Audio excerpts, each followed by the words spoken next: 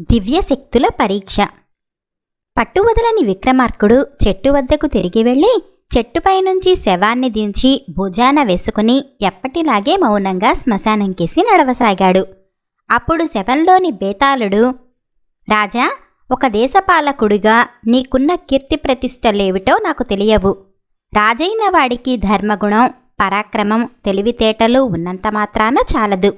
వాటికి తోడు సూక్ష్మబుద్ధి, మనోస్థైర్యం అవసరం.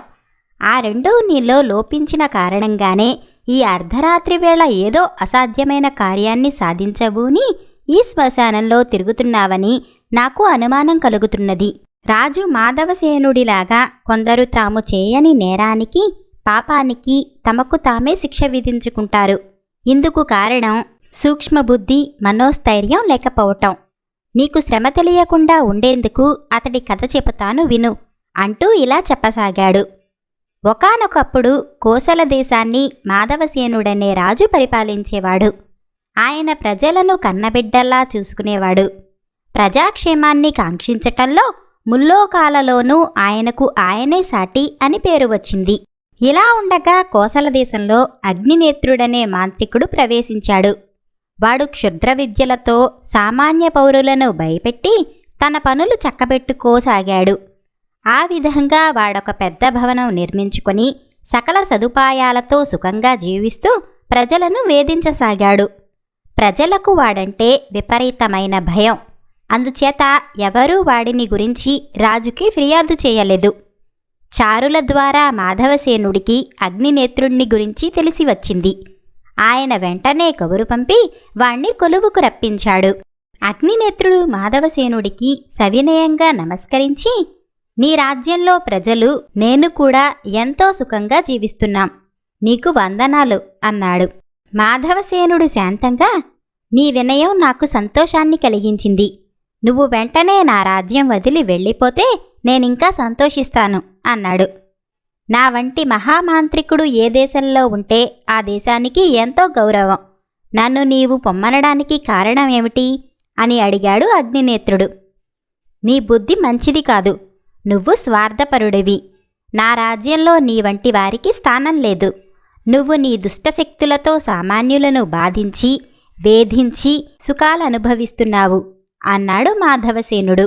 దీనికి బదులుగా అగ్నినేత్రుడు పెద్దగా నవ్వి, శక్తిమంతుడు శక్తిహీనుడి కంటే ఎక్కువ సుఖపడటం ఏ దేశంలోనైనా జరిగేదే.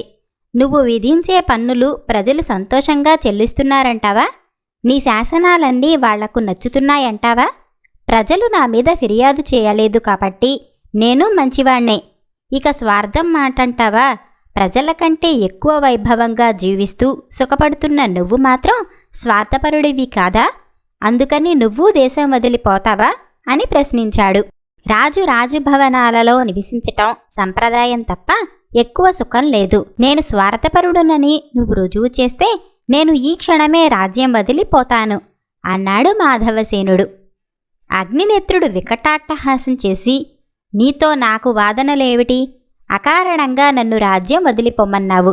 నేను నీ కుమార్తెను నాతో తీసుకుపోతాను. ఏం చేయగలవో చెయ్యి అంటూ అక్కడ్నుంచి మాయమయ్యాడు. అంతే. అదే సమయంలో మాధవసేనుడి ఏకైక పుత్రిక మాధవీలత అంతఃపురం నుంచి మాయమైంది.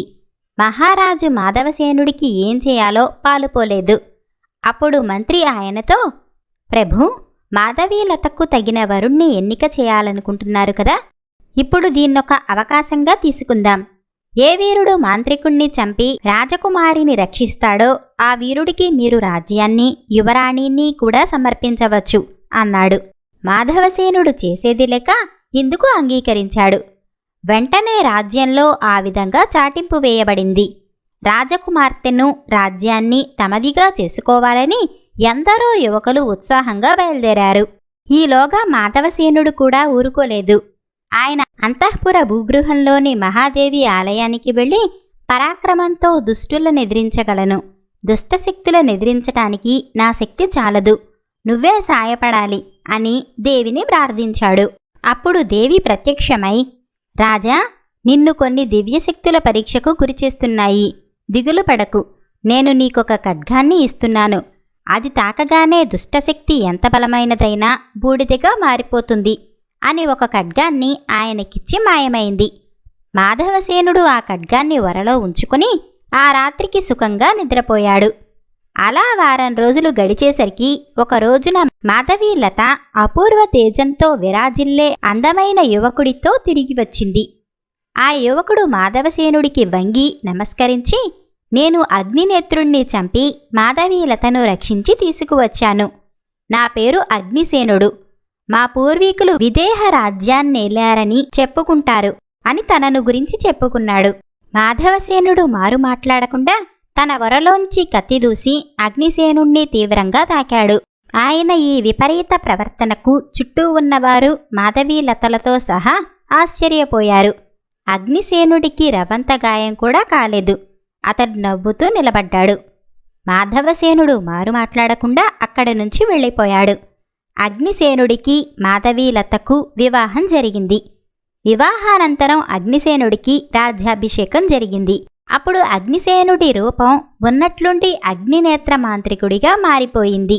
వాడు నవ్వుతూ, యువరాణిని నేను వివాహమాడాలనుకున్నాను. ఈ దేశానికి రాజును కావాలని కలలు కన్నాను.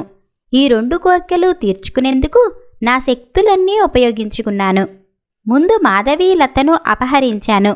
తర్వాత నేనే ఆమెను మీకు సమర్పించాను అన్నాడు.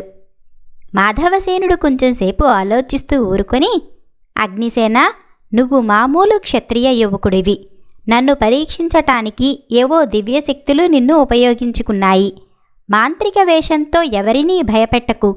కోసలకు ప్రభువుగా చక్కని రాజ్యపాలన చెయ్యి. ఈ పరీక్షలో నేనోడిపోయాను. పాప పరిహారార్థం నేను కొంతకాలం వనవాసానికి వెళ్ళి తపస్సు చేసుకుని వస్తాను అని అక్కడ నుంచి వెళ్ళిపోయాడు. ఆ మరుక్షణం మాంత్రికుడు అగ్నినేత్రుడి రూపంలో ఉన్నవాడికి ఆ రూపం పోయి అగ్నిసేనుడిగా మారిపోయాడు. బేతాళుడి కథ చెప్పి, రాజా, మాధవసేనుడు తాను పాపం చేశానంటూ వనవాసానికి పోవటం అర్థం లేని పని కాదా? అతడు ప్రజల్ని కన్నబిడ్డల్లా పాలించాడు. వాళ్లకు మరొక మంచి ప్రభువునిచ్చాడు. ఇన్ని చేసి అతడు పాపపరిహారం, తపస్సు అనటం బుద్ధిలోపం, మనోస్థైర్యం లేకపోవటం వల్లనే కదా? ఈ సందేహానికి సమాధానం తెలిసి కూడా చెప్పకపోయావో నీ తల పగిలిపోతుంది అన్నాడు. దానికి విక్రమార్కుడు, మాధవసేనుడు తాను పాపం చేశాననటం నువ్వు చెప్పిన కారణాల వల్ల కాదు. అతడు పాపం చేసిన మాట నిజం. రాజ్యం అతని బాధ్యత తప్పితే సొంత ఆస్తి మాత్రం కాదు. సమర్థులకు మాత్రమే దాన్ని అతడు అప్పగించాలి. అసమర్థుడికో దుష్టుడికో అప్పగిస్తే అందువల్ల ప్రజలు కష్టనష్టాలకు గురి అవుతారు. ఇవన్నీ ఆలోచించక కన్న కూతురిపై మమకారంతో, స్వార్థబుద్ధితో ఎవరు తన కుమార్తెను రక్షిస్తే వారికి రాజ్యం కట్టబెడతాననటం మాధవసేనుడు చేసిన మొదటి పాపం. కులదేవత అద్భుత శక్తులు గల ఖడ్గాన్నిచ్చి దివ్యశక్తులు కొన్ని నిన్ను పరీక్షకు గురిచేస్తున్నవని అతన్ని హెచ్చరించింది. అయినా మాధవసేనుడు ఆ హెచ్చరికను తోసిపుచ్చి అగ్నిసేనుడి మీద ఖడ్గాన్ని ప్రయోగించాడు. ఇది 2వ పాపం. ఇవన్నీ గుర్తించే అతడు వనవాసానికి పోవటం జరిగింది అన్నాడు. రాజుకు ఈ విధంగా మౌనభంగం కలగగానే బేతాళుడు శవంతో సహా మాయమై తిరిగి చెట్టెక్కాడు.